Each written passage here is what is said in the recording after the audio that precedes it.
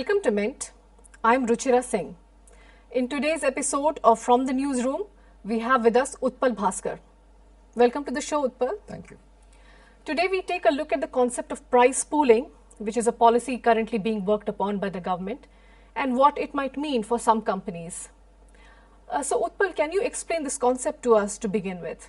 The concept of price pooling of coal, which has been talked about for some time now, actually comes in the backdrop of a huge coal shortage in the country.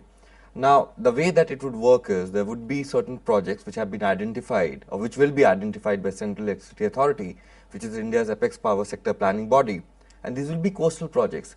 Now, it will be a mix of both public sector and privately owned projects who have been given, and those privately owned projects which have been given linkages, coal linkages.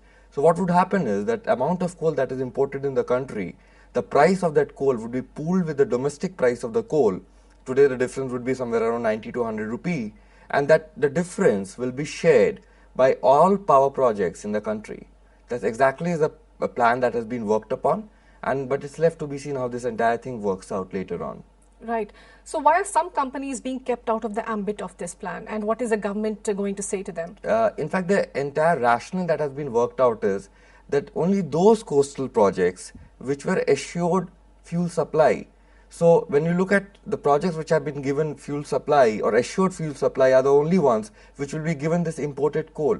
What the government also is looking at is that while a lot of this imported coal would have to be transferred from the ports to the inland projects as well, in the same way there would have been a lot of coal that would have come from coal pit heads to the coastal projects. So there would have been a substantive tariff charges for transportation. The government plans to save on those charges as well. Now, what could the implication of this program, when it comes into play, be on prices of coal as well as prices of power?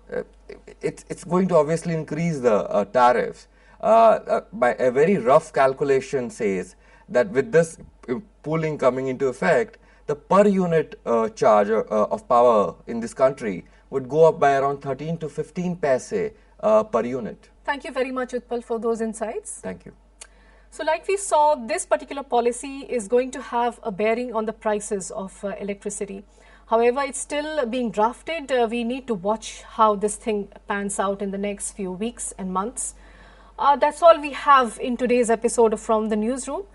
Please keep watching for more.